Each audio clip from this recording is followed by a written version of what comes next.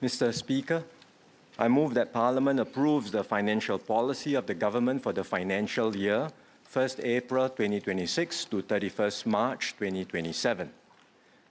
This is our first budget in this new term of government. It comes as we enter a post-SG60 phase in our nation-building journey. We begin this next phase at a time of profound global change. For nearly 8 decades, the world benefited from an international order that supported stability and economic cooperation. The system rested in large part on the leadership of the United States. It underwrote global security, championed open markets, and helped form the institutions and rules that enable shared prosperity across the world, including here in Asia. That era has now come to an end. The US is reassessing and in some areas undoing key elements of the very system it once helped to build. Trade rules that were once promoted are being set aside. Global institutions are being bypassed, and long-standing norms are becoming less reliable. The cumulative effect is a weakening of the multilateral system. Countries everywhere have less confidence that common rules will protect their interests. As a result, more states are resorting to unilateral action, and some are becoming emboldened to do so. At the same time, the guardrails that once managed disputes and tensions are eroding. And so the world is becoming more contested, more fragmented, and ultimately more dangerous. Against this backdrop last year, there was widespread expectation that the US Liberation Day tariffs would trigger a sharp global slowdown. Fortunately, our worst fears did not materialize. Many firms adjusted quickly, front-loading production and imports to get ahead of the tariff measures. Subsequent trade deals, together with shifts in global supply chains, helped to reduce the actual impact of the tariffs. As a result, growth in the major economies held up, supported in part by strong investment in AI-related activities. In short, despite mounting stresses, the global economy proved more resilient than anticipated, and the international system continued to function. This year, however, we may not be so fortunate. Events in just the first month of 2026 have already been of exceptional scale and consequence. They have increased geopolitical tensions worldwide. As pressures build and the margin for error narrows, the resilience of the global system will be tested far more severely. There are also clear and growing signs of fragility in the global economy. Rising public debt in many major economies will strain financial stability and weigh on longer-term growth prospects. At the same time, heightened risk-taking in financial markets has pushed up asset valuations, leaving them vulnerable to abrupt corrections. And any such adjustment would dampen confidence and spill over into real economic activity. These external developments have a direct bearing on us. Last year, the resilience of the global economy, combined with our own economic strength, resulted in better than expected growth of 5%. Strong external demand boosted key industry clusters, including electronics and biomedical manufacturing. And these gains generated spillover across the broader economy. Some of the positive momentum will continue into this year, but amidst heightened global uncertainties, we expect a more moderate outlook for 2026. Growth is therefore projected at 2 to 4%, with inflation at 1 to 2%. Despite these uncertainties, we can move forward with confidence. Confidence grounded in fundamentals. Over the decades, we have systematically strengthened our economic foundations, deepening capabilities, investing in our people, and reshaping our industries as technologies evolve. We have built a reputation as a reliable and trusted hub, stable, secure, and well-governed. Qualities that businesses and investors have come to value highly, more so now than before, precisely because the world has become more fractured and uncertain. All these give Singapore an important and tangible competitive advantage. But past success alone will not carry us forward. In a profoundly changed world, standing still is not an option. We cannot wait for conditions to turn more favorable. Nor can we fall back on strategies designed for a previous era. We therefore have a full agenda in this term of government to refresh our strategies and strengthen our social compact. Budget 2026 is the first step in this effort to secure our future in a changed world. It lays the groundwork for how we will navigate our next phase of development together as one people. In this budget, we will advance our refreshed economic strategy, harness artificial intelligence as a strategic advantage, build a resilient and skilled workforce, give families more support and greater assurance, protect our security and sustainability, and renew and strengthen our Singapore spirit. And I will touch on each of these in turn. While our economy did well last year, some businesses continue to face cost pressures and operating challenges. We will support our businesses and help them stay competitive. I will provide a 40% corporate income tax rebate in the year of assessment 2026. Every active company that employed at least one local employee last year will receive a minimum benefit of $1,500. The total benefit for each company will be capped at $30,000. This will provide short-term relief as we press on with our restructuring and transformation efforts. Growth will be harder in this changed world. We must aim higher, move faster, and be prepared to take calculated risk. This is why the government convened the Economic Strategy Review. The ESR Committee shared their midterm update last month, and we will move decisively to act on their recommendations.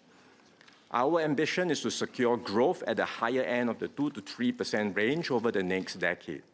But growth itself is not enough. Growth must translate into good jobs and rising incomes for Singaporeans. And let me share how we will achieve this. First, we must adapt and connect differently in a changed global environment. Some countries are turning inward, seeking to reduce their external dependence. But for Singapore, that is not an option. To prosper, we still need to be connected to the world, trading with others and integrating ourselves into global flows. Importantly, globalization has not ended. No country can succeed on its own. Most major products still depend on the global division of labor, combining expertise and materials from many countries, and on access to global markets to achieve scale. This fundamental reality has not changed. What has changed is globalization as we knew it. Economic flows are becoming more selective, partnerships more strategic, and resilience now matters as much as efficiency. So Singapore must adjust to these new patterns, staying open, but connecting in smarter, more diversified, and more resilient ways. And that's why we are forging new forms of cooperation with partners who share our commitment. Last year, we launched the Future of Investment and Trade Partnership, bringing together like-minded partners to cooperate in areas like technology, trade facilitation, and supply chain resilience. This month, the EU-Singapore Digital Trade Agreement entered into force, a landmark agreement with robust rules for digital trade. And later this year, we will sign a first-of-its-kind agreement on trade in essential supplies with New Zealand to ensure the continuity of critical trade flows between our two countries in times of crisis. We will also step up engagement with fast-growing markets, including in Latin America, Africa, and the Middle East. We will establish new embassies and strengthen our diplomatic and economic presence on the ground to take a better advantage of emerging opportunities in these regions. Closer to home, we are working with our neighbors to deepen regional integration. This includes cooperating on projects like the Johor-Singapore Special Economic Zone and the Batam, Bintan, and Karimun Free Trade Zones in Indonesia. In short, we will redouble our efforts to diversify globally and to integrate regionally. But connectivity alone is not enough. It must translate into real opportunities that our businesses can capture and seize. Many companies, many Singapore companies are already doing this. One example is Rotary Engineering. It started in 1972 offering electrical installation services to oil refineries and petrochemical plants here in Singapore. But it did not confine itself to our domestic market. Over time, it built a leading presence in Southeast Asia, delivering energy infrastructure services. And now it's venturing further afield and deepening its presence in the Middle East. But doing business overseas is not easy, especially for smaller firms. Companies face unfamiliar regulations, different business practices, and intense local competition. And so we will do more to support companies as they venture abroad. We will enhance the support levels for grant schemes that support companies to internationalize, up to 70% for small and medium enterprises or SMEs, and up to 50% for non-SMEs. We will also enhance a market readiness assistance grant to support companies, not just to access new markets, but to deepen activities in existing overseas markets as well. Under the double tax deduction for internationalization scheme, companies automatically enjoy a 200% tax deduction for selected qualifying activities capped at $150,000.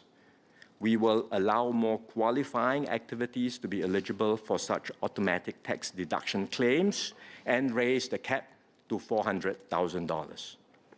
We will enhance the enterprise financing scheme by increasing the maximum loan quantum for trade and fixed asset loans. This will give companies more flexibility to cater to their different financing needs. And we will also provide more support for companies pursuing significant overseas ventures that require higher capital outlay. And the Minister for Trade and Industry will share more about these changes at the Committee of Supply. Second, we will build leadership in key growth clusters.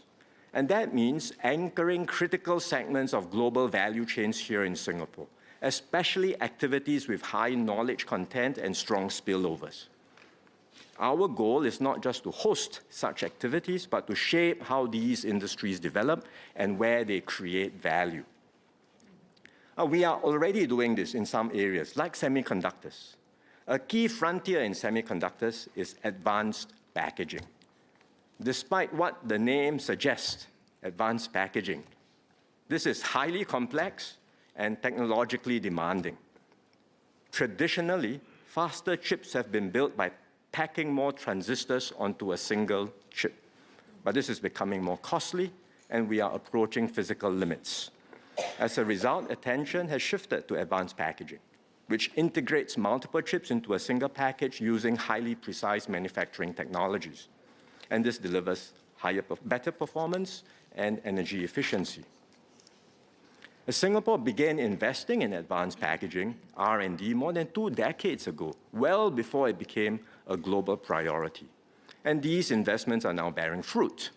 They are one reason why major semiconductor companies continue to invest heavily in Singapore, not just in manufacturing, but also in R&D, innovation, and supply chain partnerships.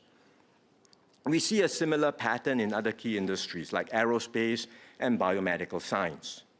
Technology is the critical enabler underpinning our strategy to build leadership in these clusters. Singapore must be a place where frontier technologies are developed, tested, and commercialized. And that's why we will invest $37 billion under the Research, Innovation and Enterprise, or RIE 2030 plan. This reflects our sustained commitment to research and innovation, amounting to around 1% of GDP each year. At the same time, we must be realistic. In absolute dollars, our public R&D spending will always be modest compared to the sums deployed by much larger economies. We cannot outspend them. Instead, our investments must be disciplined, focused, and strategic, directed at areas where Singapore has clear strengths and where our efforts can make a real difference. And there is potential in emerging areas like decarbonization solutions and quantum technology. In quantum, for example, we made an early and deliberate bet. In 2007, we established the Center for Quantum Technologies at NUS. Much of quantum research then was still theoretical, but we invested patiently in building foundational capabilities, believing that these would one day translate into transformative applications. That foresight is paying off. Today, quantum computing is moving rapidly from theory to reality, with far-reaching implications across many fields. The major technology players are investing heavily in capabilities to build commercial-scale quantum computers. And Singapore is attracting some of the best.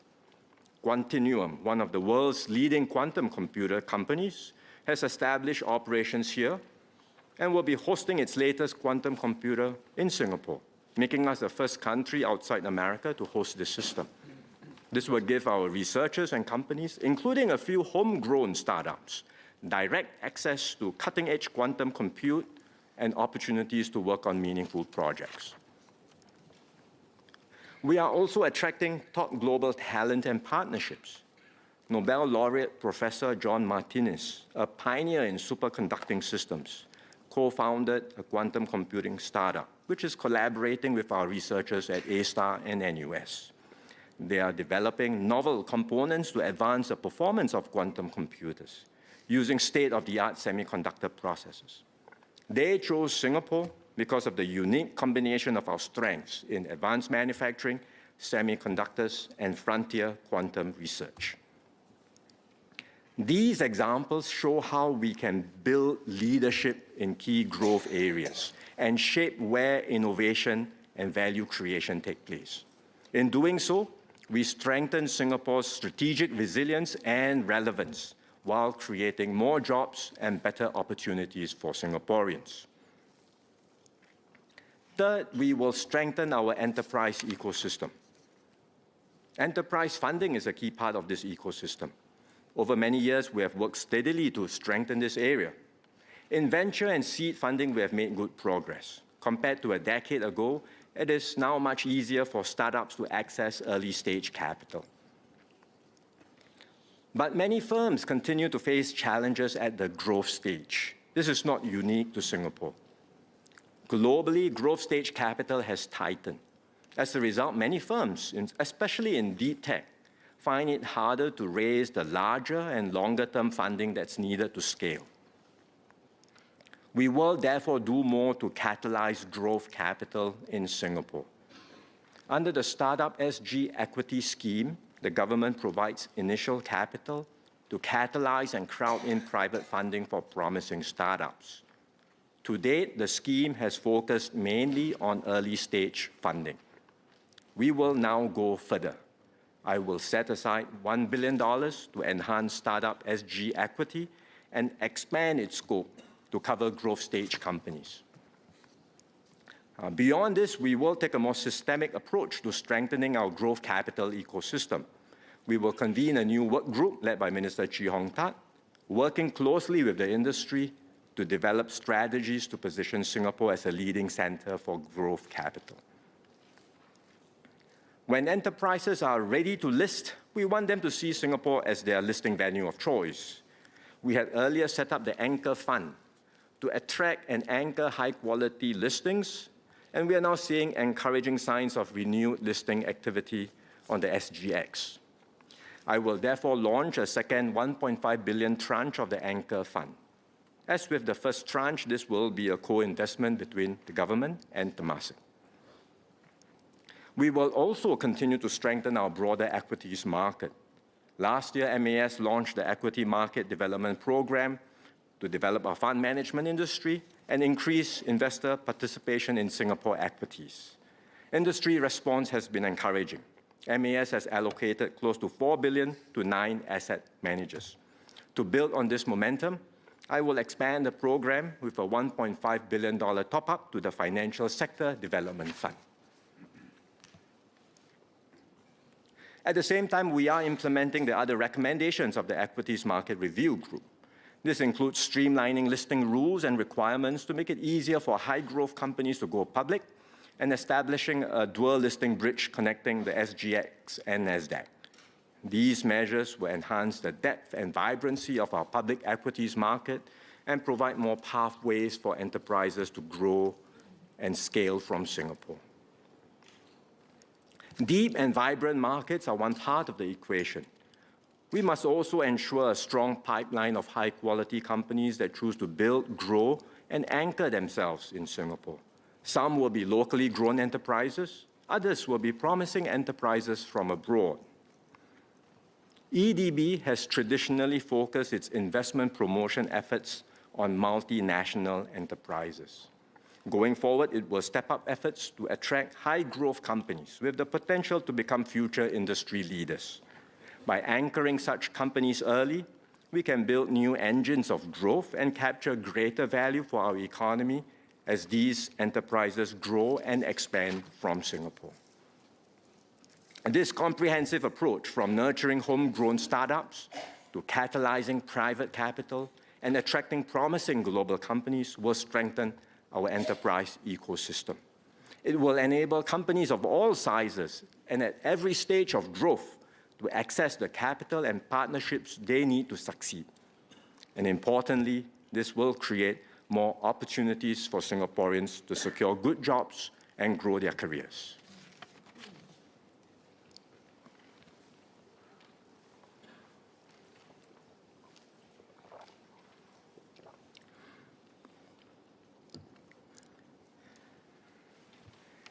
In a changed world, a decisive factor for success will be how we harness new technologies, and foremost amongst them, artificial intelligence. AI is advancing at remarkable speed. We are reaching a stage where systems can write their own code and improve through iterative learning. The potential is immense to raise productivity, unlock new discoveries, and transform lives in ways that we are only beginning to understand. But with this promise comes deep, deep concerns. Workers worry that AI will displace jobs. Societies worry about misinformation, bias, and the ethical use of powerful technologies. These anxieties are real, and we must confront them squarely. But fear cannot be Singapore's response. If we allow uncertainty to paralyze us, we will fall behind in a world that is moving rapidly ahead. So we must act with clarity and resolve. AI is a powerful tool, but it is still a tool. It must serve our national interest and our people. We will define how AI is developed and used in Singapore. We will set clear rules to ensure it is applied responsibly and safely. And we will ensure that its benefits are shared widely across society. Harnessed well, AI will be a strategic advantage for Singapore. It can help us overcome our structural constraints, our limited natural resources, rapidly aging population, and tight labor market. To do this, we must invest deliberately and with discipline, not by simply following what others do, but by playing to Singapore's strengths. Our advantage does not lie in building the largest frontier models. It lies in deploying AI effectively, responsibly, and at speed. Singapore can be a trusted hub where companies and researchers come together to develop, test, and deploy impactful AI solutions, and do so faster and more coherently than many larger countries. This is already happening. Today, more than 60 firms, including Google and Microsoft, have set up AI centers of excellence here. And these investments have created a growing number of good jobs for Singaporeans in AI research, engineering, and deployment.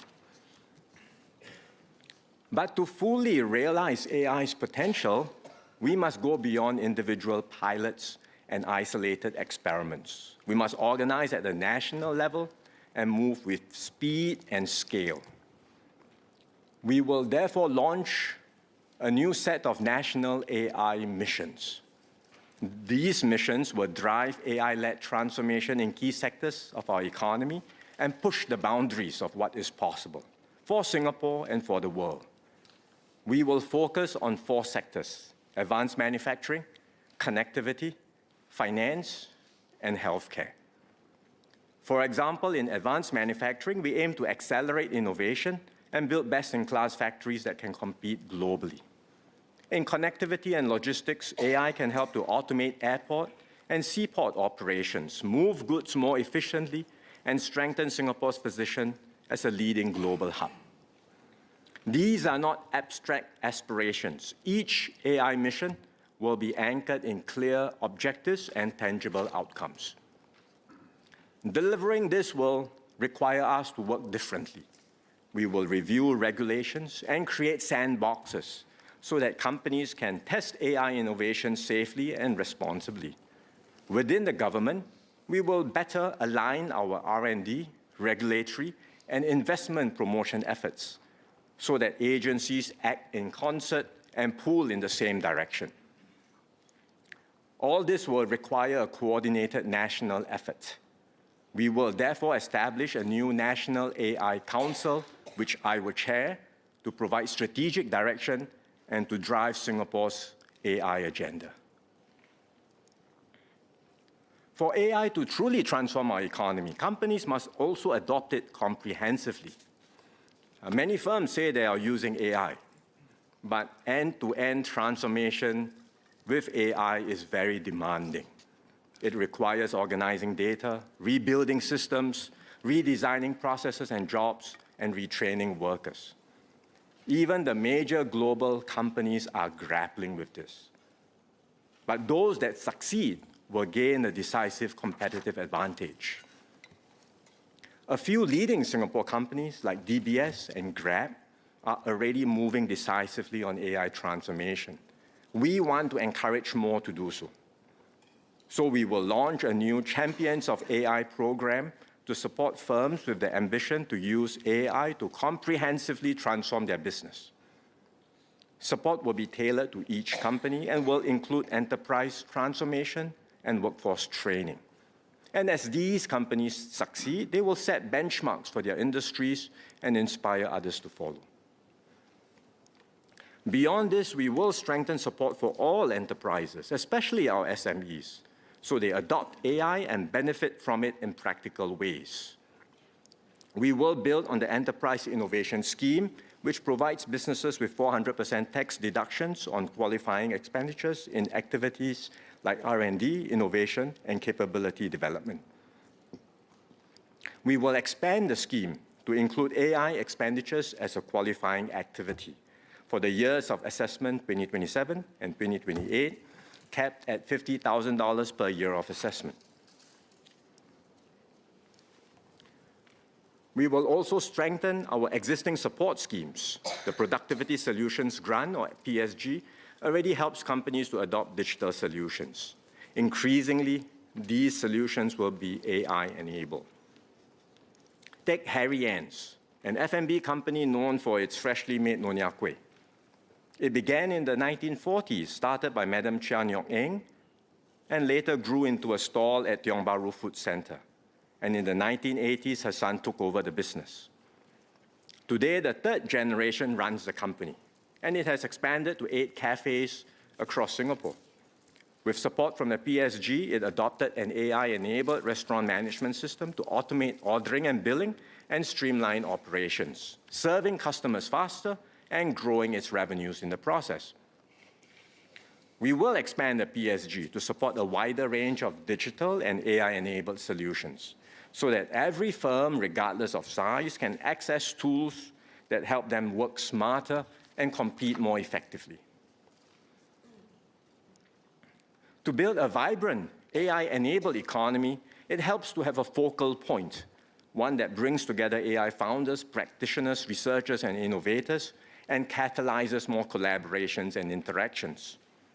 We have started a pilot initiative called Lorong AI. It's a dedicated co-working space that serves as a convening hub for our AI community. We will build on this pilot and establish a larger AI park at One North. This will be a new cluster to catalyze ideas, forge collaborations, and translate AI initiatives into practical solutions for businesses and public services. Just as we support enterprises, we must do the same and more for our workers. AI will change how we work. Some tasks will be automated. New roles will emerge. Many existing jobs will evolve. I know this creates real anxiety for workers. The pace of change can be unsettling, especially when livelihoods are at stake. But we will not allow technological change to come at the expense of our workers. We will press ahead with AI because we must. At the same time, we will put in place strong support to help our workers adapt and progress because we will take care of our own. The government will stand with our workers throughout this transition. No one will have to navigate the changes alone. We will help Singaporeans acquire new skills, adapt to new roles, and use AI as a tool to be more productive and effective at work. Where jobs are impacted, we will manage the transitions carefully and work closely with NTUC and our unions to help workers move into new areas and opportunities. Our commitment is clear. Every Singaporean who is willing to adapt and learn will continue to secure a good job and make a good living here in Singapore.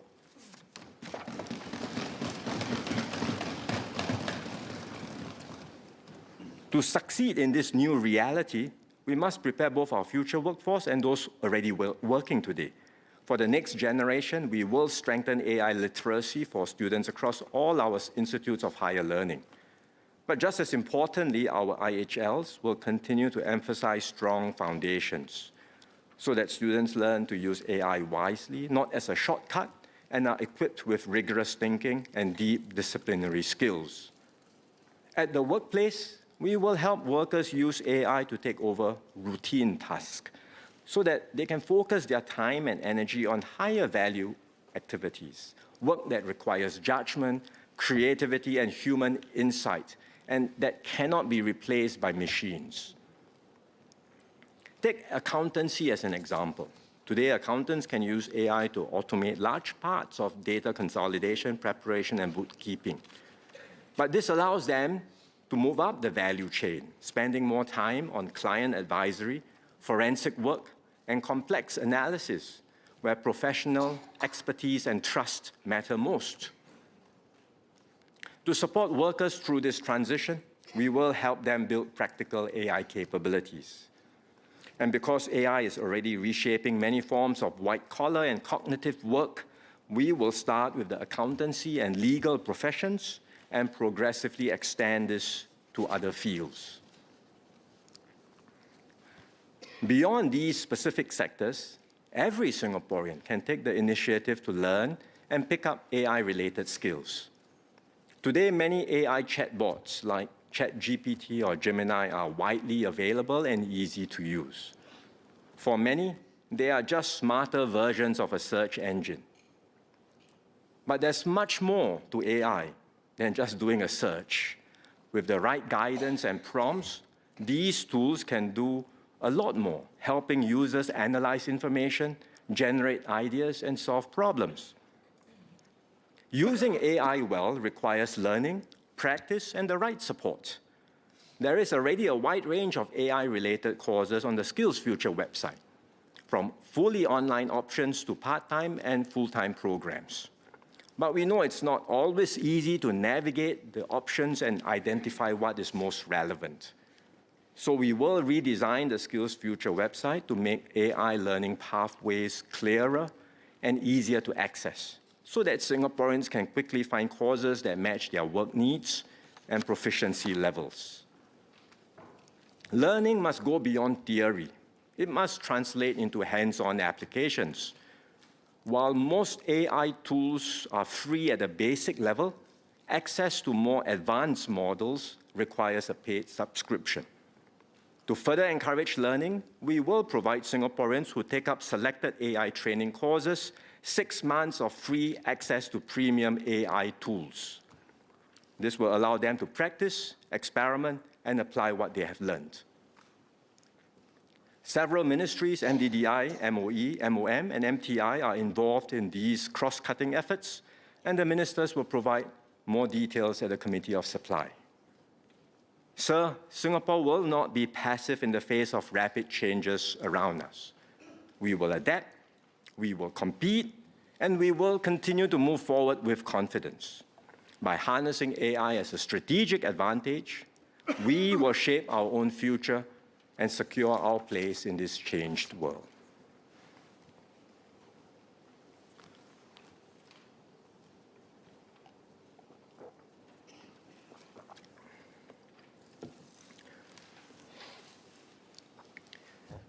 Singaporeans, and especially our workers, are at the center of everything we do.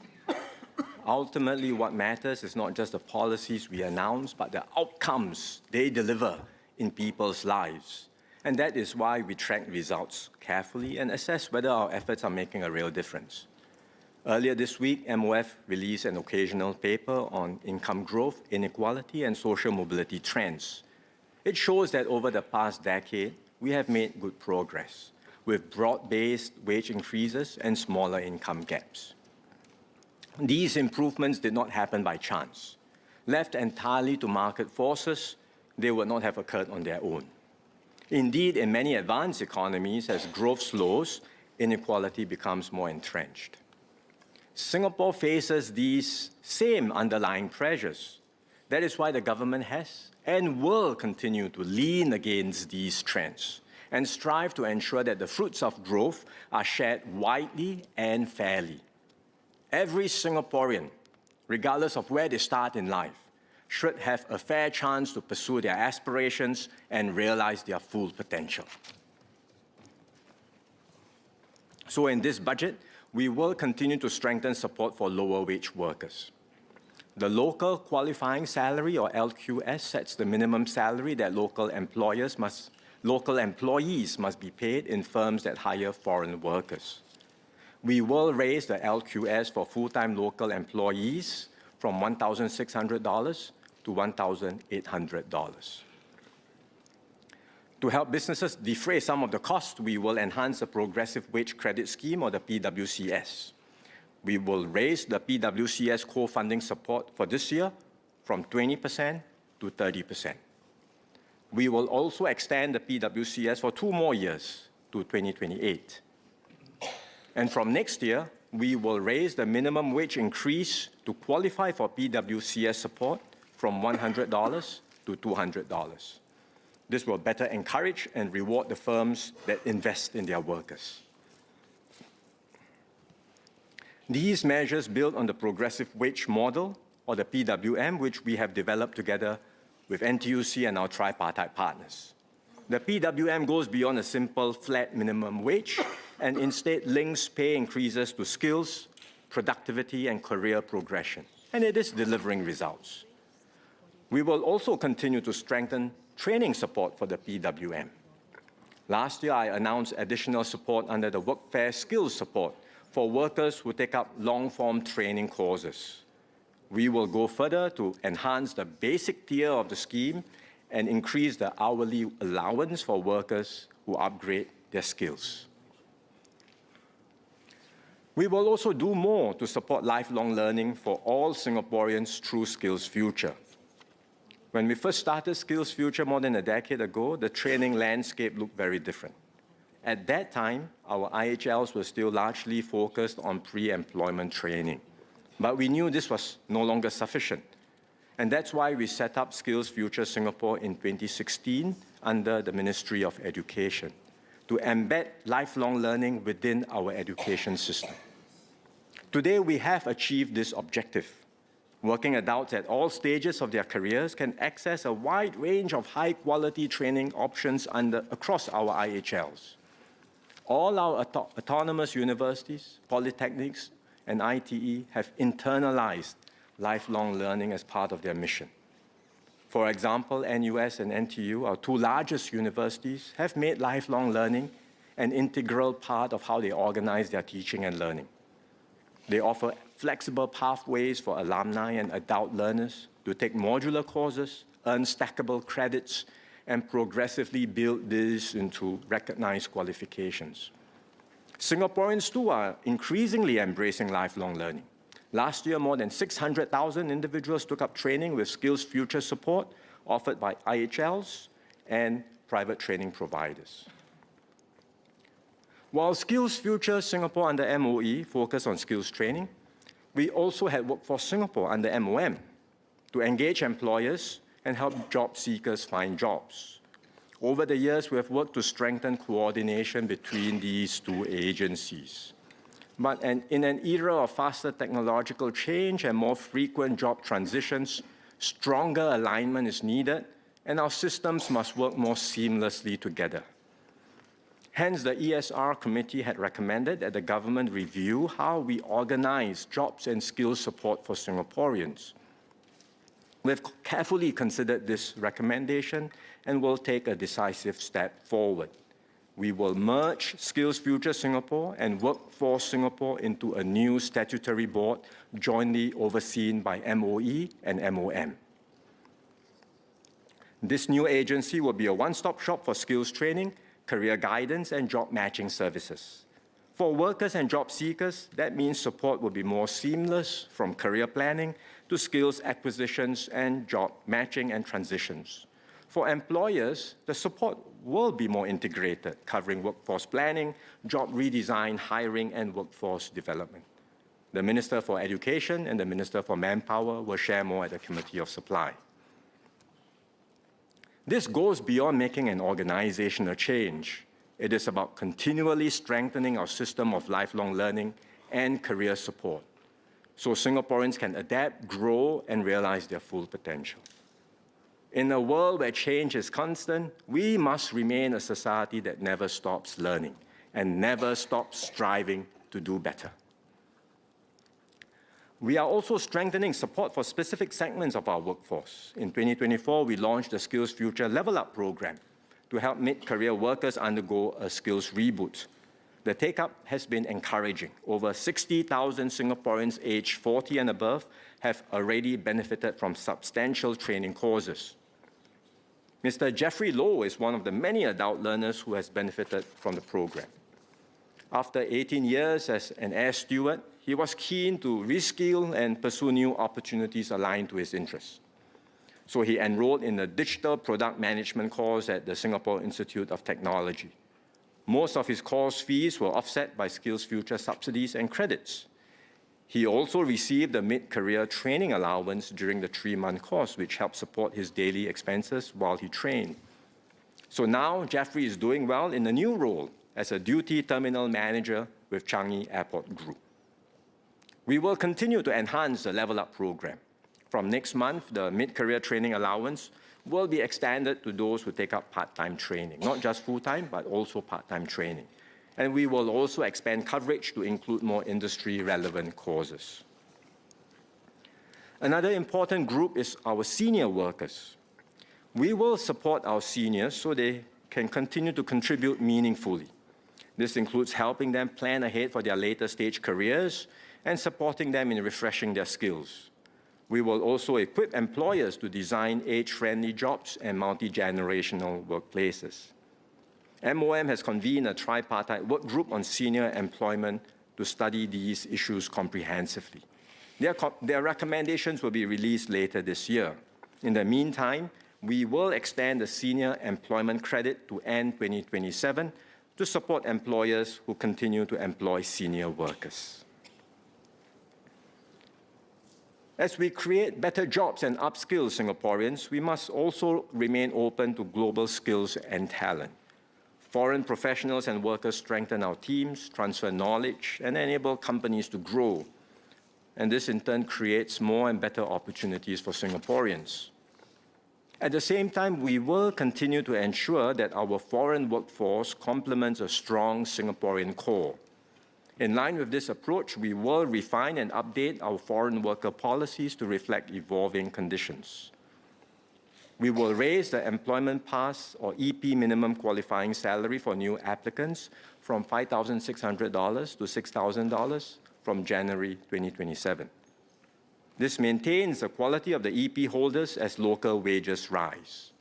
For the financial services sector, which has higher salary norms, we will raise the minimum qualifying salary from $6,200 to $6,600. The qualifying salaries for older EP applicants will be raised in tandem. For renewal applications, the changes will apply a year later in 2028 to give businesses more time to adjust. Likewise, we will raise the qualifying salaries for S-Pass holders. From January 2027, the minimum qualifying salary for new S-Pass applicants will be raised from $3,300 to $3,600. And for the financial services sector, this will be raised from $3,800 to $4,000. Qualifying salaries for older S-Pass applicants will be raised in tandem with renewal applications effective 1 year later from 2028. We will also adjust work permit levies. For the marine and process sectors, levies for basic skilled workers will be raised by $100 and $150 respectively. For the manufacturing and services sectors, we will simplify the current tiered levy structure, and the details are in the annex to the budget. To give businesses time to adjust, these changes will take effect from 2028, and the Minister for Manpower will share more at the Committee of Supply. The wide range of workforce measures I've outlined reflects Singapore's overall approach to stay open to skills and expertise that strengthen our economy while ensuring that Singaporeans remain firmly at the center of our workforce and our policies. We will help Singaporeans adapt to change with confidence, move across career transitions with assurance, and build meaningful and fulfilling careers.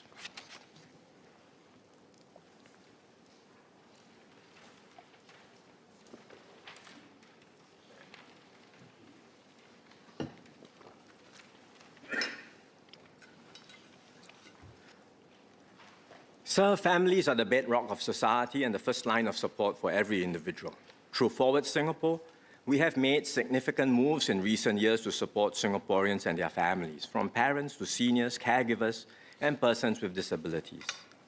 We have also ramped up the supply of HDB flats to ensure that public housing remains accessible and affordable for couples and families. In this budget, we will make further moves to give families more support and greater assurance. Many young couples hope to become parents. We want to create the right conditions so they feel confident and ready to start a family. The decision to get married and have children is deeply personal. But for those who wish to take the step, the government will do more to support them along the way. One of the biggest concerns for young couples is the cost of raising a family. Over successive budgets, we have strengthened support to help parents manage these expenses. For example, we introduced a large family scheme to support families who have or aspire to have 3 or more children. For every third or subsequent child, the scheme will provide up to $16,000 in additional benefits. At last year's budget, we announced $500 in Child Life SG credits for each Singaporean child aged 12 and below to help their parents defray the day-to-day household expenses. This year, we will provide another $500 in Child Life SG credits to families for each Singaporean child aged 12 and below. We will continue to keep preschool and student care affordable to support the critical early years of a child's development. Over the years, we have reduced preschool fee caps and increased subsidies. Today, childcare fees for dual-income families are comparable to primary school and after-school student care fees. Lower and middle-income families also receive means-tested subsidies which further reduce out-of-pocket expenses. We will enhance these further. From the start of next year, we will extend means-tested preschool subsidies to more families by raising the monthly household income threshold to $15,000. This will benefit more than 60,000 families. Eligible parents, including those who previously qualified, can also receive more in infant care and childcare subsidies. We will also strengthen support for student care. We will raise the monthly household income threshold for student care fee assistance to $6,500 so that more families can qualify. And beyond these enhancements, we are undertaking a holistic review of the student care sector to study how to better meet the caregiving needs of families with primary school-aged children.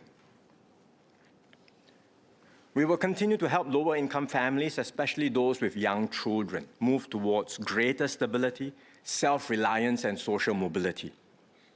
We take a family-centric approach to support such families.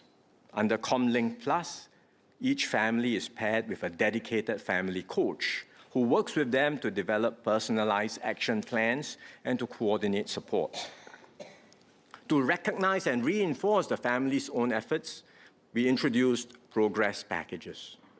These are more than financial assistance. They are a form of social contract, where family coaches work with the families to set clear goals, like securing a stable job, saving towards a home, or ensuring their children enroll in and attend preschool regularly. And when these milestones are achieved, the families receive additional payouts. Take Madam Hurul and Mr. Hafiz, for example. They had taken important steps on their own to stabilize their finances. What they needed was sustained guidance and support to keep moving forward. With support from their family coach and through their own hard work, they have made good progress over the past year. And through the progress packages, their financial circumstances have improved, and they are now closer to securing their own 4-room HDB flat. ComLink Plus is built around close and sustained support for families. It relies on dedicated family coaches, case workers from Family Services Center, and volunteer befrienders who work directly with families to help them make steady progress. Over time, we have strengthened our capabilities on the ground, and we are now ready to enhance the ComLink Plus progress packages. First, we will provide a new payout of $500 per quarter for all ComLink Plus families who make a commitment to work with family coaches and take active steps to make progress. Second, we will enhance the additional payouts that families receive when they make concrete progress in their goals of maintaining stable employment and good preschool attendance for their children. Third, we will provide more of these payouts in cash while continuing to set aside monies in their CPF accounts. This will help families meet immediate needs while also building their longer-term financial security. With these enhancements, a family with 2 children under ComLink Plus can receive around $10,000 per year in cash and CPF top-ups while their children are in preschool. And we hope this will provide them with the necessary support to stabilize their finances and secure a better life for themselves and their children.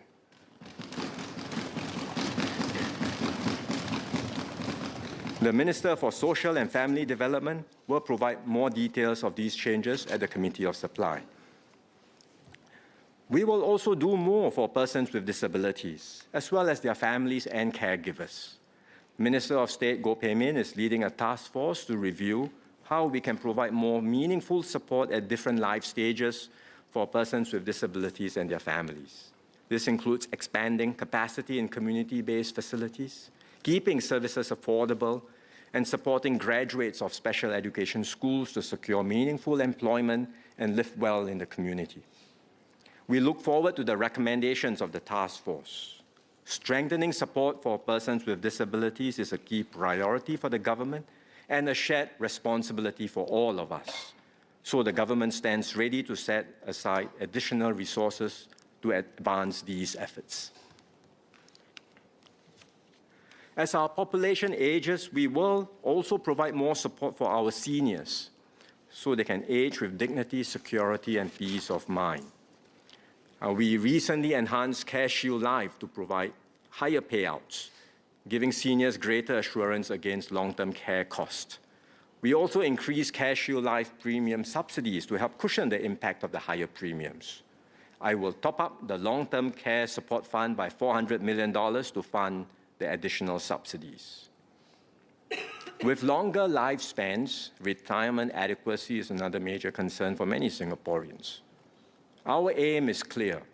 Singaporeans who work and contribute to CPF consistently should be able to meet their basic retirement needs with confidence. And over the years, we have enhanced the CPF system to achieve this. We introduced silver support to uplift seniors with less means, and the modular package to give additional assurance to our young seniors as they approach retirement. In this budget, we will take further steps to strengthen retirement supports. First, we will provide a CPF top-up of up to $1,500 for Singaporeans aged 50 and above, and with CPF retirement savings below the basic retirement sum. Those with lower balances will receive larger top-ups so that support is targeted at where it is most needed. Second, we will proceed with the next step of planned CPF contribution rate increases for senior workers in 2027. This will help older workers build up their retirement savings in their later working years. The government will also continue to provide the CPF transition offset to employers, covering half of the increase in employer contributions for 2027.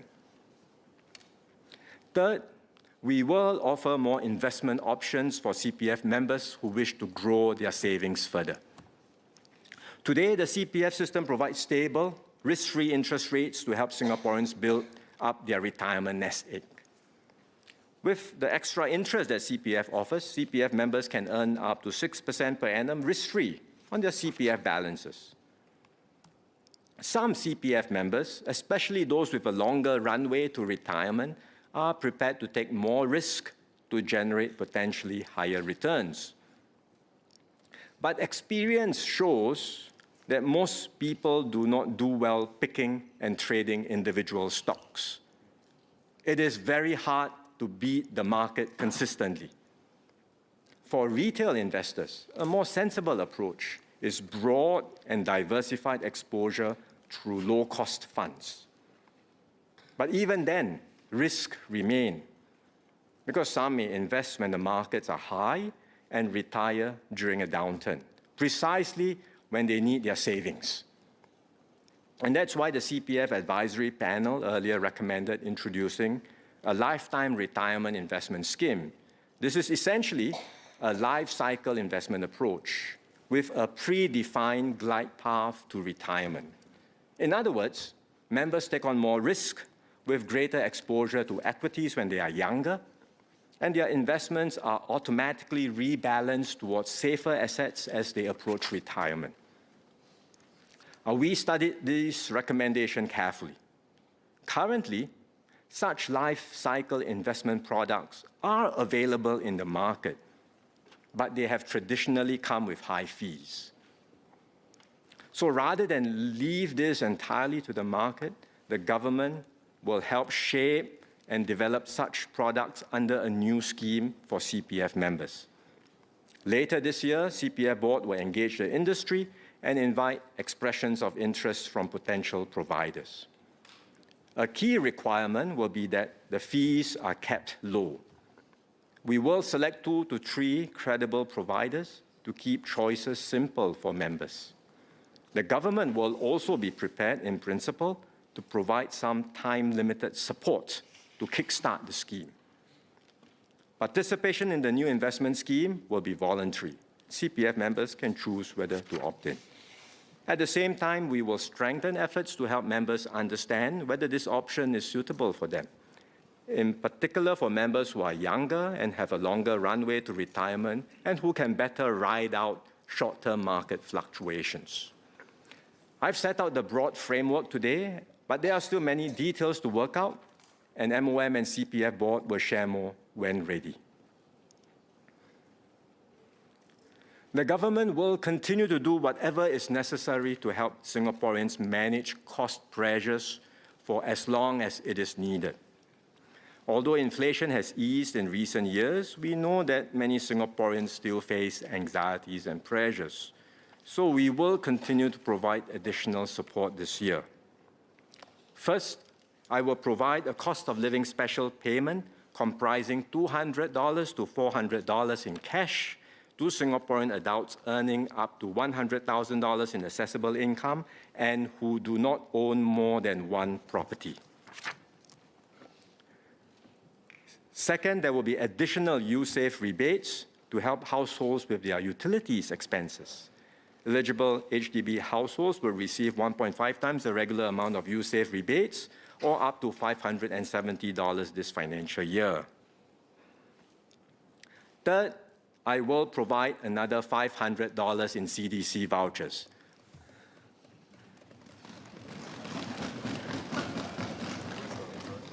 This will be for all Singaporean households in January 2027. Similar to previous rounds of CDC vouchers, half can be used at participating supermarkets, while the other half can be used at participating heartland merchants and hawkers. Mr. Speaker, we will continue to review and enhance our social support system across education, housing, healthcare, and retirement, and for different groups, be it families, parents, seniors, persons with disabilities, or caregivers.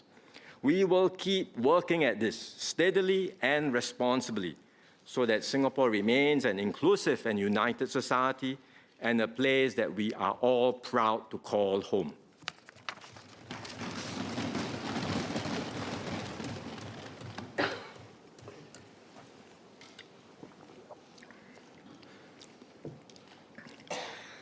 Next, let me touch on our security challenges as well as our longer-term sustainability concerns. The world has never been free of conflict, but in recent years it has become more dangerous. In 2024 alone, there were 61 state-based armed conflicts worldwide, the highest number recorded since the Second World War. The conflicts are not confined to distant regions. Closer to home, we witnessed one of the most serious armed clashes involving ASEAN member states in years. A long-standing border dispute between Cambodia and Thailand escalated into an open military confrontation.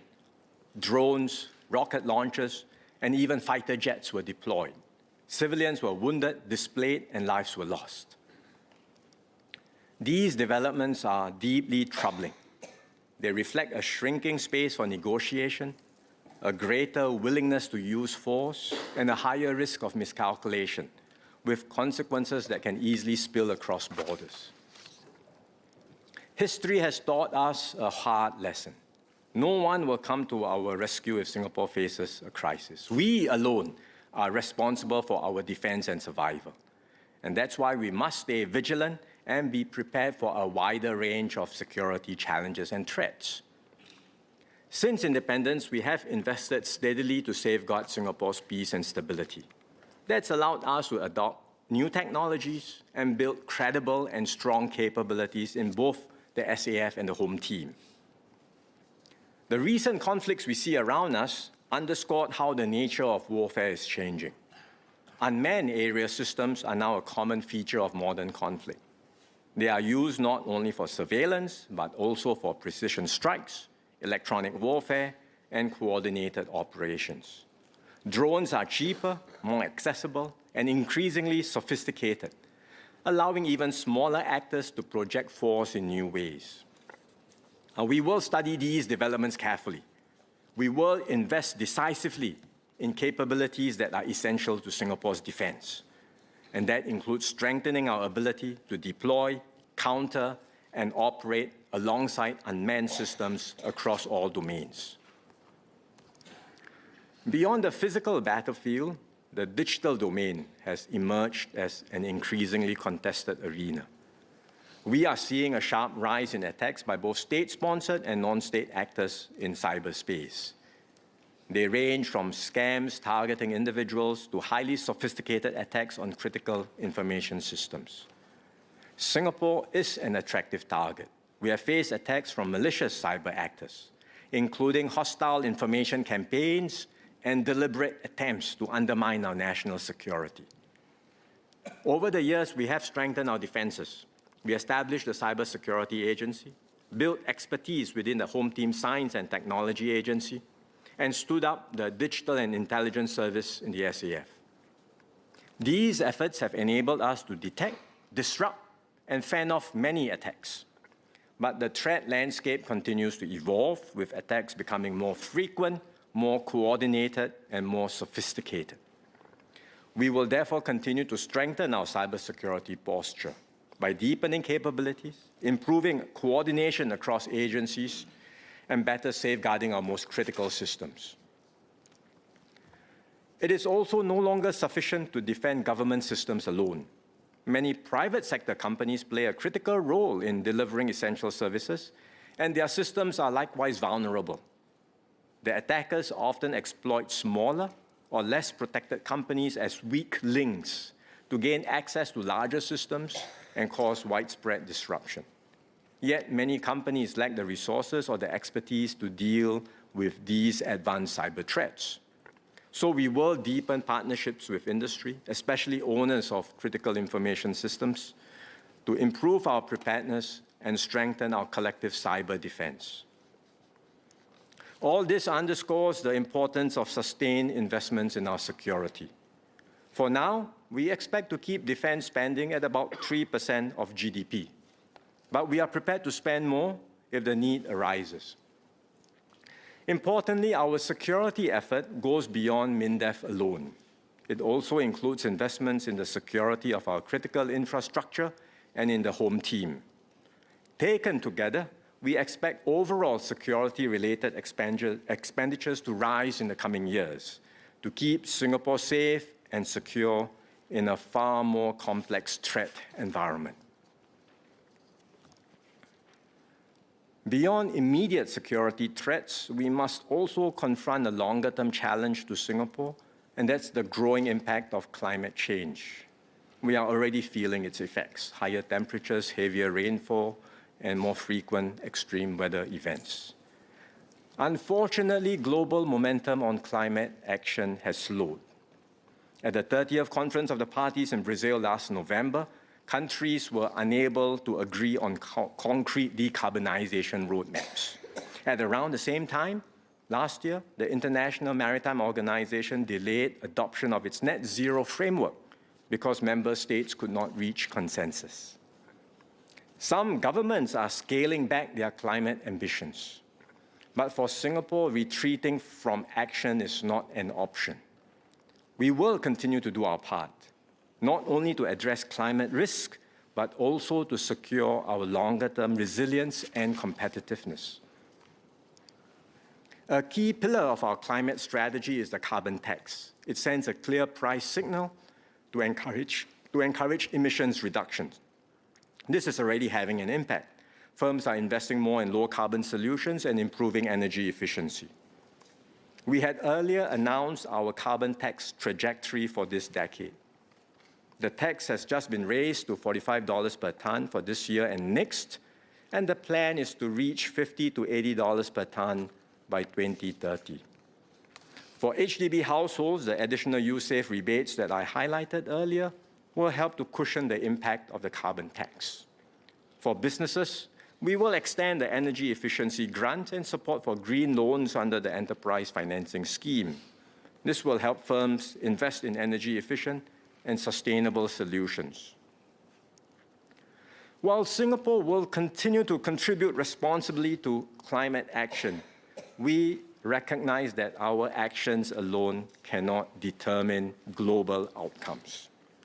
We will therefore calibrate our moves cautiously, doing our part to reduce emissions as a responsible global citizen, while taking into account what other countries are doing in order not to put ourselves at a competitive disadvantage. So beyond 2027, we are assessing Singapore's carbon tax trajectory carefully in light of international developments. Singapore already has the highest carbon tax rate in the whole of Asia.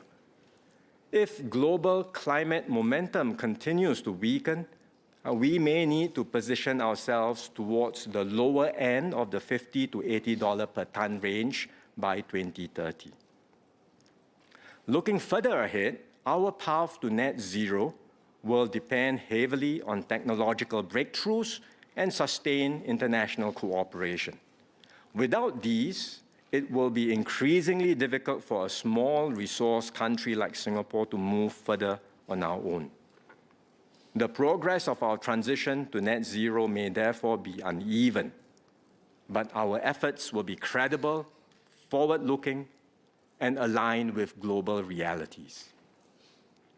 And even amidst these uncertainties, we continue to make concrete progress. For example, on clean energy, our sustained push to expand solar deployment is delivering results. We have reached our 2030 solar deployment target of 2 gigawatt peak ahead of schedule. We will therefore raise the target to 3 gigawatt peak by 2030. Beyond that, we will continue to maximize solar deployment across all viable surfaces and progressively set more ambitious targets further into the future. We are also advancing plans to import low-carbon electricity from the region. They are at various stages of development. While not all will materialize, those that do will help to reduce our carbon footprint and strengthen our energy resilience. Importantly, we are actively pursuing possibilities to further diversify our energy mix, be it through hydrogen, geothermal energy, or civilian nuclear power. We are building up capabilities in nuclear energy to be able to assess its safety and viability for Singapore. We have initiated cooperation with the US and France and are discussing similar arrangements with other partners like South Korea. In transport, we remain committed to achieving 100% cleaner vehicles by 2040. Incentives are in place to encourage early adoption of electric vehicles, and charging infrastructure is being expanded nationwide. We are also greening our aviation and maritime sectors. In aviation, we are supporting demand for sustainable aviation fuel with a target of 1% sustainable fuel use for flights departing Singapore this year. In shipping, we are partnering industry to develop a low-carbon ammonia bunkering solution on Jurong Island. If successful, Singapore will be amongst the first countries in the world to supply ammonia commercially as a fuel for international shipping. Sir, the years ahead will be beset by uncertainties, from geopolitical tensions to cyber threats and climate risk. We will face these challenges squarely and overcome them one by one. And that's how we will move forward steadily and decisively to build a safer and more sustainable home for generations to come.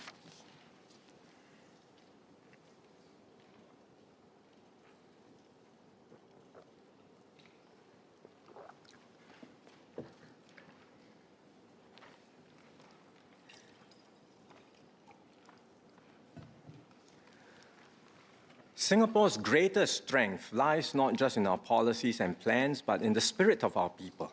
Time and again, we have defied the odds, not by chance, but by standing together as one people, especially in our most testing moments, whether it be separation or financial crisis, or the current geopolitical uncertainties.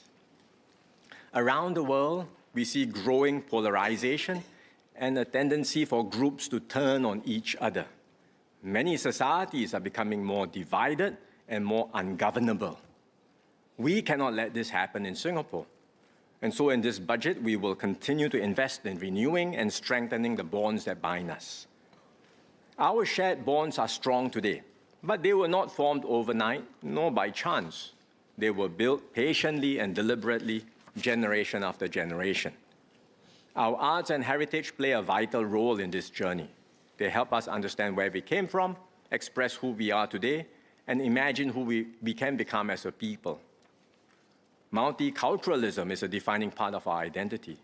We cherish and embrace our distinct cultural traditions and heritage, even as we continue to build common ground and a shared identity that unites us as Singaporeans. Our cultural and heritage institutions embody this approach, celebrating the richness of each community while expressing our distinctive Singaporean identity. We will continue to strengthen these institutions. We will open the revamped Malay Heritage Centre later this year. We will work with the Singapore Chinese Cultural Centre to expand its reach and engagement. The Indian Heritage Centre just marked its 10th anniversary, and we will provide further support to enhance its outreach and programming. Sport is another powerful force that brings Singaporeans together. Through sport, we learn resilience, teamwork, and the determination to press on even when the odds are stacked against us. We will continue to roll out the Sports Facilities Master Plan so that Singaporeans can more easily access affordable and quality sports facilities. In the coming years, we will open the new Punggol Regional Sports Centre, the Toa Payoh Integrated Development, sport facilities in Farrer Park and Tengah, as well as revamped sports centres in Hougang and Queenstown. We will also expand the dual use scheme so that Singaporeans can conveniently access sports facilities in schools. And we will complement these facilities with more sports programming, bringing Singaporeans of all ages and abilities together through shared participation. On the foundation of our shared bonds, we must continue to nurture a strong sense of solidarity. We see this in giving, volunteering, and everyday acts of kindness.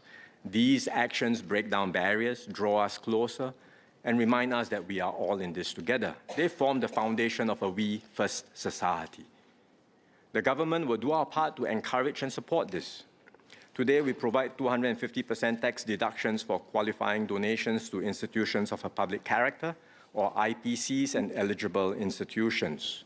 We will extend this scheme for another 3 years until end 2029. Beyond financial contributions, many Singaporeans give something equally valuable, their time and skills through volunteering. This spirit of giving can be strengthened when companies make it easier for their employees to serve the community. And that's why MCCY and the National Council of Social Service have been working closely with professional groups and industry bodies to encourage businesses to integrate giving, volunteering, and socially responsible practices into their operations. To support these efforts, the government earlier introduced a corporate volunteer scheme, which provides 250% tax deductions when employees volunteer or are seconded to IPCs. We will extend this corporate volunteer scheme for another 3 years until end 2029. Singaporeans also contribute by starting ground-up initiatives to meet community needs. The government supports such efforts through the Our Singapore Fund. Since its introduction in 2016, the fund has supported over 800 ground-up projects, from community building and sports to municipal and digital readiness initiatives. One example is Little Hands, Big Hearts SG. It's an initiative by Kaizen and Kay, aged 7 and 9, together with their parents, to involve others in monthly community service projects. Their first project focused on fire safety awareness. They designed a poster and worked with the Nee Soon Town Council to display it at HDB lift lobbies. They also brought other children and their families to visit Yishun Fire Station, where they presented care packs and handmade gifts to the officers on duty. They have more projects in the pipeline, from a beach cleanup and support for seniors to donating school supplies to children and writing appreciation cards to our migrant workers. It's a wonderful example that shows anyone, no matter how young, can step up to make a difference. Last year alone, the Our Singapore Fund received more than 250 applications.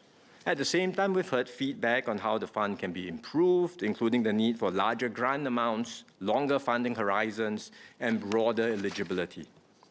So we will launch a new $50 million SG Partnerships Fund.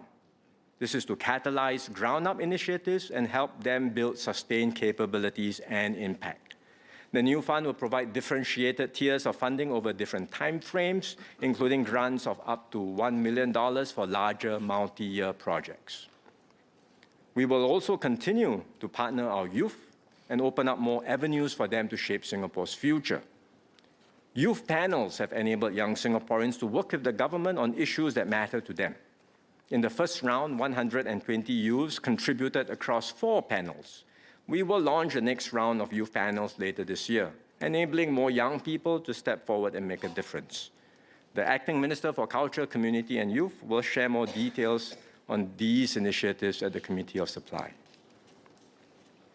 Sir, our forefathers understood that Singapore's success would ultimately depend on unity, not just shared prosperity, but also shared responsibility. This conviction is captured in our pledge, which begins with "we" and affirms that we are one united people. That sense of togetherness has carried us through uncertainty and brought us this far. If we continue to invest in one another, strengthening our bonds, looking out for those around us, and putting the common good first, we can face the future with confidence and build a Singapore that endures and thrives.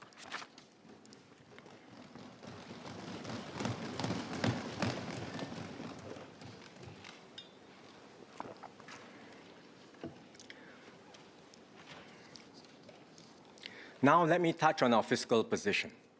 Our prudent fiscal approach remains one of Singapore's core strengths. We manage our public finances with discipline and care, ensuring that revenues are sufficient to meet expenditures and that every dollar is used responsibly for the benefit of both present and future generations. The changes we made in the last term of government have put Singapore on a healthy and sound fiscal footing. We have a tax and transfer system that is fair, progressive, and anchored on shared responsibility. And that gives us the capability and the confidence to move forward. This year, I will adjust vehicle taxes. Currently, car buyers are taxed through the additional registration fee. To encourage timely renewal of the vehicle population so that it is safer and less pollutive, we provide a preferential additional registration fee or PAF rebate for cars deregistered by their 10th year. This is sized as a percentage of the additional registration fee paid. Electric vehicles are less pollutive than conventional petrol cars. And as EVs become more common, the need to encourage early deregistration through PAF rebate is reduced.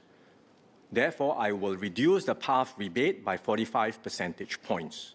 I will also lower the PAF rebate cap from $60,000 to $30,000. And this will apply to all cars registered with certificates of entitlement obtained from the next bidding exercise. Next, to discourage the consumption of tobacco products, I will implement a 20% increase in tobacco excise duty across all tobacco products with effect from today. The details of these tax changes are in the annex. So let me summarize our fiscal position. For financial year 2025, we expect higher revenues. This is partly due to the better-than-expected economic performance, which I shared earlier. Another key driver is the increase in our corporate income tax collections. In financial year 2024, corporate income tax contributed 4% of GDP, and that was significantly higher than in past years. I talked about this in our last budget. Based on the latest estimates, we expect corporate income tax collections to increase further in FY 2025. We also saw higher asset-related revenue collections, such as vehicle quota premiums and stamp duty, driven by strong demand for private vehicles and properties. Therefore, I expect to end FY 2025 with a surplus of $15.1 billion, or 1.9% of GDP. For FY 2026, I expect a smaller surplus of $8.5 billion, or 1% of GDP. Our approach remains to keep the budget balanced over time and across the ups and downs of the economic cycle. Looking beyond this budget, our public finances remain sound and resilient. On the revenue side, we will proceed with the implementation of the top-up tax under Pillar 2 of BEPS.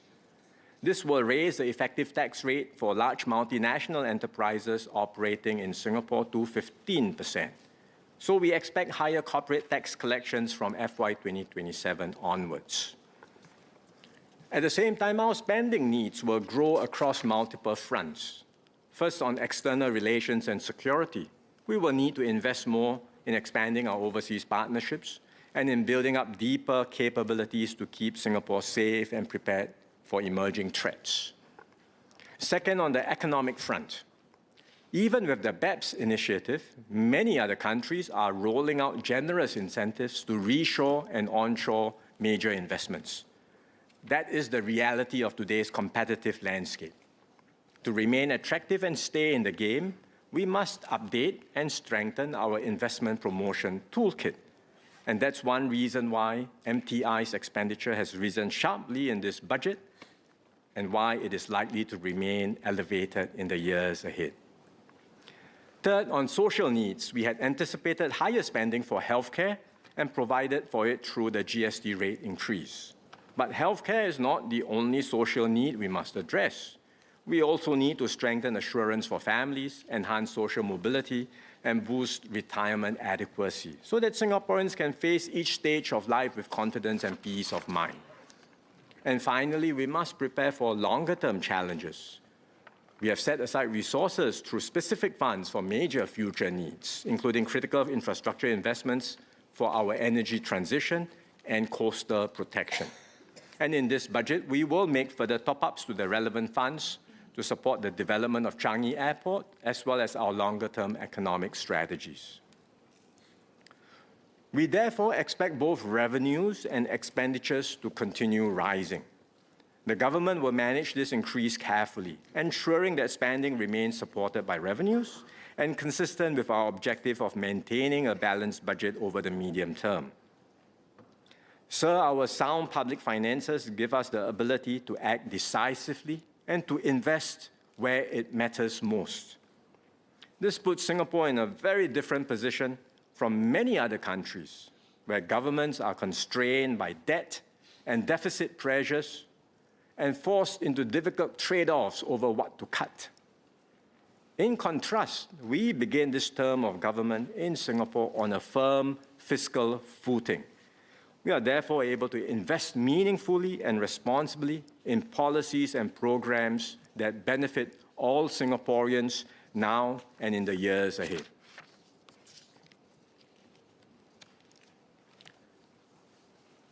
Mr. Speaker, Singapore has come a long way from its humble and tumultuous beginnings. I recently visited an exhibition at the National Gallery organized by the Founders Memorial. It takes us back to Singapore in the 1950s to the 70s and traces how our pioneers forged a shared identity amid diversity and uncertainty. One display revisits the Aneka Ragam Rakyat, or the People's Cultural Concerts, organized by the then Ministry of Culture shortly after we attained self-government. At one of these concerts, Mr. Lee Kuan Yew addressed the crowd and described Singaporeans as, quote, not mere spectators, but active participants in building a nation that belonged to all. Indeed, Singapore has come so far only because generations of Singaporeans stepped forward. They took responsibility, contributed what they could, and did their part to shape our collective future. That same spirit is alive today, especially amongst our youths. Take, for example, Ayuni Noor Izanti Muhammad Zuraimi. Ayuni discovered her passion for volunteering at 15. Together with 4 friends, she started a non-profit called Youth Can Do It. It connects youths with volunteer opportunities across different organizations via Telegram. Now 19 and studying medical biotechnology at Temasek Poly, she continues to volunteer regularly with her friends, tutoring primary school students from disadvantaged families and cleaning the homes of senior citizens. There is also Shantini, daughter of Subramaniam. From a young age, Shantini helped care for her brother, who has cerebral palsy and relies on a motorized wheelchair. And that experience instilled in her a deep commitment to serve others. At just 11, she began volunteering at the Sri Narayana Mission Nursing Home. Today, at 23 and studying nursing at NUS, she leads the operations for Project Caring Hearts, a volunteer initiative that supports palliative patients through befriending programs and community outreach. Then there is Joseph Tan Kai Heng. He first became active in community service while studying electrical engineering at ITE College West, volunteering with the Hardware Network. 2 years ago, he joined a non-profit group as a volunteer to teach migrant workers digital skills. Now 19 and a computer engineering student at Singapore Poly, he remains deeply committed to this cause, driven by his belief that migrant workers who have contributed so much to Singapore's development also deserve opportunities to upskill and progress. These stories differ in form, but they are united in spirit. They remind us that nation building has never been the work of a few or of one generation alone. It is the cumulative effort of ordinary Singaporeans, Singaporeans who choose in their own ways to step forward and make a difference. Today, this sense of shared responsibility matters more than ever. We cannot afford to be mere spectators. We must be active participants, looking out for one another, strengthening our social bonds, and contributing to a Singapore that belongs to all of us. This is the conviction that underpins Budget 2026. It is a budget to support Singaporeans today, prepare our society for tomorrow, and enable us to navigate this changed world with confidence. Together, we will secure a stronger, fairer, and brighter future for all. Mr. Speaker, I beg to move.